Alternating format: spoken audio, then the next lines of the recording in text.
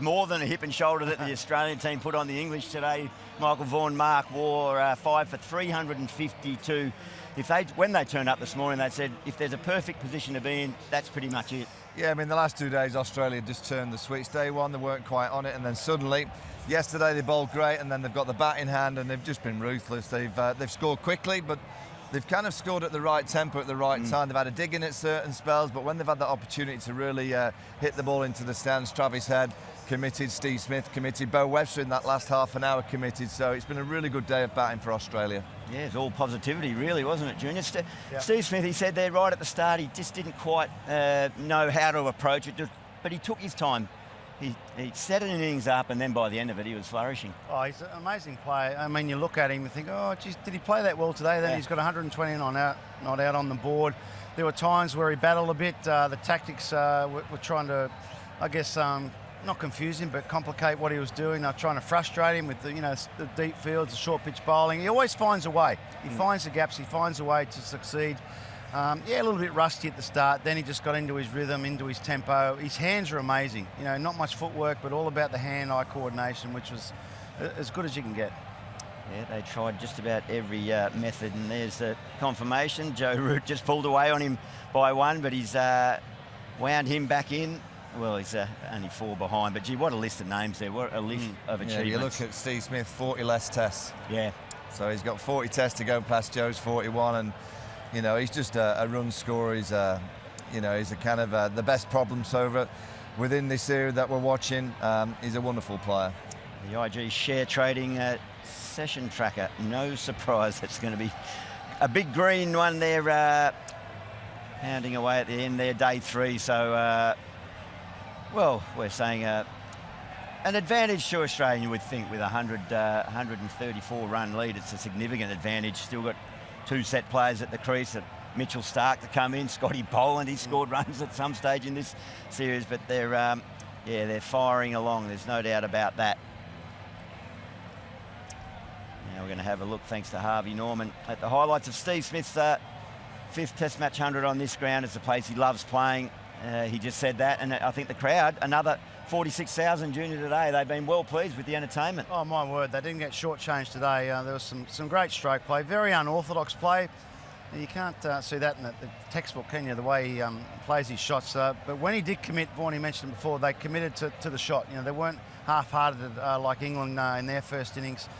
Just beautiful hands, finds the gap, men back, doesn't matter. You'll find the gap out there, you get wide, you'll punch it through there.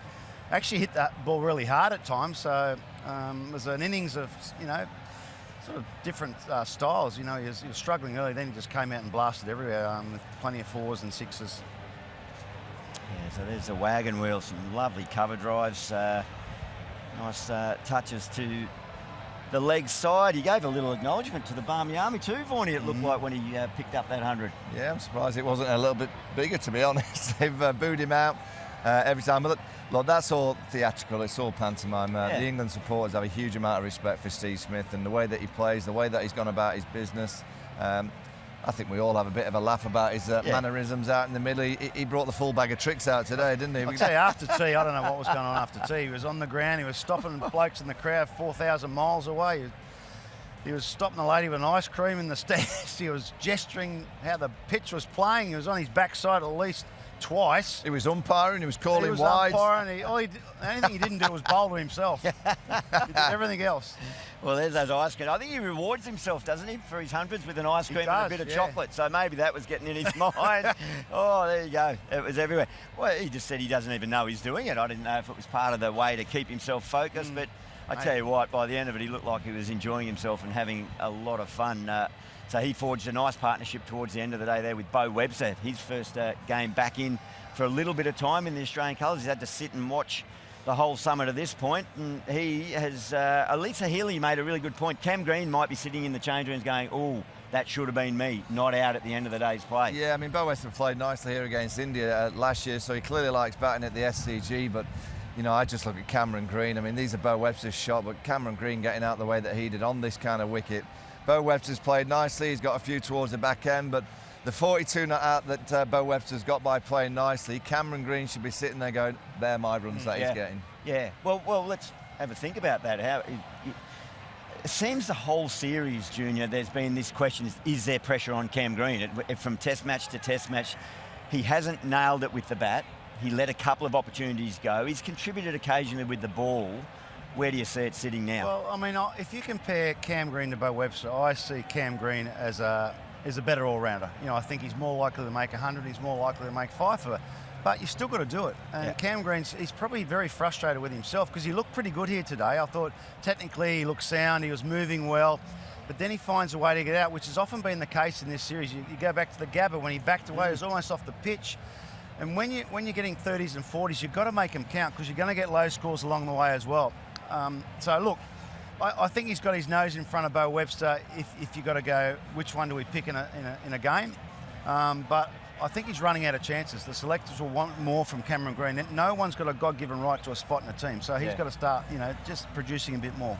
Yeah, well, it was a nice finish by Bo, and of course he'll continue tomorrow with Steve Smith, which reminds me, Vaughnie, you got your better bowl prediction right. You threw it out there about Steve Smith. Been close on a few occasions. I mean, he's scored never got one over the line though till today.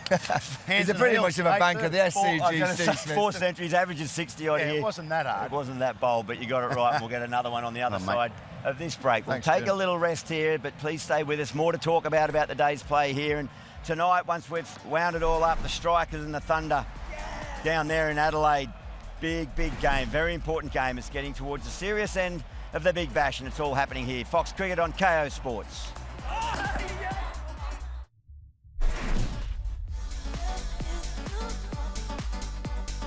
Travis Head on 123, so he added another 40 to complete what was a really mature innings, I thought, gentlemen. I thought we always think that Travis ended up about a run a ball, but it just seemed like he set the innings up. The tempo was right all the way through. He took the boundary options when they were there, and at other times he had strong defence. Yeah, well, he got plenty of boundary options because the bowling wasn't good enough yesterday. England have tried everything, but they've just not managed to find a method of keeping Travis Head quiet. Since he's gone to the top of the order in that second innings at Perth, England have just been wanting a kind of solution for all these kind of shots, and they've not had consistency, they haven't had enough skill. And Travis Head just seems to be at the minute being able to score offside, onside, front foot, back foot. Whatever the tactic that England throw at him, he seems to have an answer. Yeah, he's scored to all parts of the ground. They fed that cut shot far too early yesterday, didn't they, Junior? And that, I mean, you just can't let a player like that get set and get the confidence up. Well, yesterday was a good time for England to bowl. It was overcast, the lights were on, but they bowled rubbish. And he's too good a player not to put it away. Rubbish. Rubbish. I think he's actually tightened up his technique since he's opened. You know, when he came in at 5, I thought he was a bit more of a looser player. I think he's just trimmed up his technique. He seems a bit more compact. He doesn't seem to be jumping as much in the air when he's playing his shots. He's locked in that opening spot. I never thought he was an opener, I've got to say it, but he's locked it in now. He's one guy the selectors can lock in as an opener, and it was a really good innings. And probably Steve Smith's 129 has sort of taken a bit of gloss away from it, but don't worry, that's as good an innings as you can play. Really good, tough test match innings, setting up a big score for Australia. He is well supported by Michael Neser too with that night watchman role. He carried that on nicely this morning and took a bit of shine off the ball to allow Steve Smith to come in on the back of, what another magic moment for Travis Head. 3 centuries in the series, 12 now in his test career. So we cast our mind forward to tomorrow. 134-run lead, still a few wickets in hand. Thinking about the top order for England, there's some pressure on there. A few players not just playing for pride, but maybe playing for careers. Yeah, I mean, you look at the 134-run lead now, you'd have to say that you think Australia will probably get another 66 with Smith out there, with Webster, Starks, come bowling. So England going out to bat with a 200 deficit on a pitch that's starting to spin a little bit. So Travis Head, Bo Webster will come into the game. But it's the seam bowlers of Mitchell Stark and Scott Boland. They won't miss. We talked about England missing against Travis Head. You just know that man on screen, Scott Boland in particular, Michael Neser, they will not miss with that new ball, which has been the story of the whole series. Australia have been magnificent with the new ball, England haven't, and Australia have found a way to score runs, and England have found a way to make mistakes continuously throughout the Ashes series. That's just different class. You know, Stark and Boland are a different class to what England have got in their lineup. They're right. They find the areas to hit. Stark's the quickest bowler in the series. He's averaging about 145. That makes a big difference. Boland doesn't miss. Neser's done a good job, really good job. if they had a spinner, I think it'd be game over right now. I don't think England can win from here.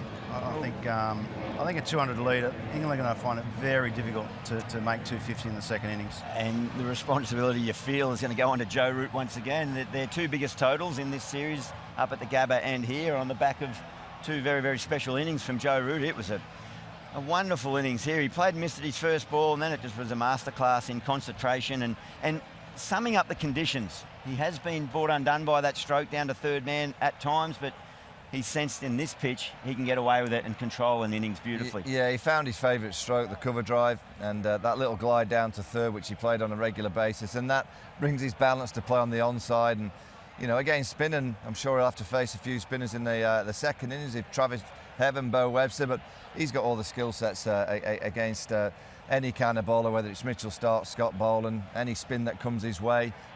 He'll need a big score in the second innings for England to take it. Look, I have great doubts about tomorrow. I think England are in a stage now that they've had a tough day. They've been out in the field for 9 hours. They're going to go back out in the dirt tomorrow. It's going to be like this. It's going to be a very hard day for batting after that. Looking at Joe Root walking off there, what amazing innings, what batting that we've seen here in this game between Head and Smith and Joe Root. But Junior, you mentioned it, the lack of a spinner.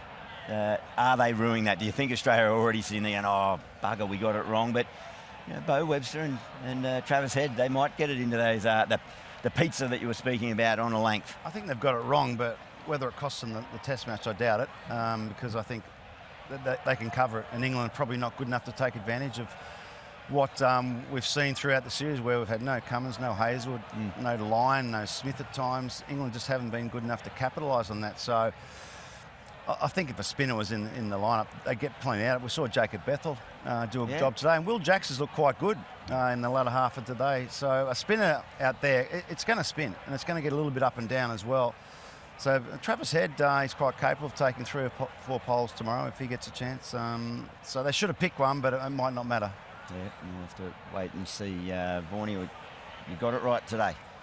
What are you going to throw out there today? The better bowl prediction? That might have been it then. My better bowl prediction is that Australia will win the Test match tomorrow. Ooh, win tomorrow? I think they'll win tomorrow. I think they'll get 66 more runs quickly.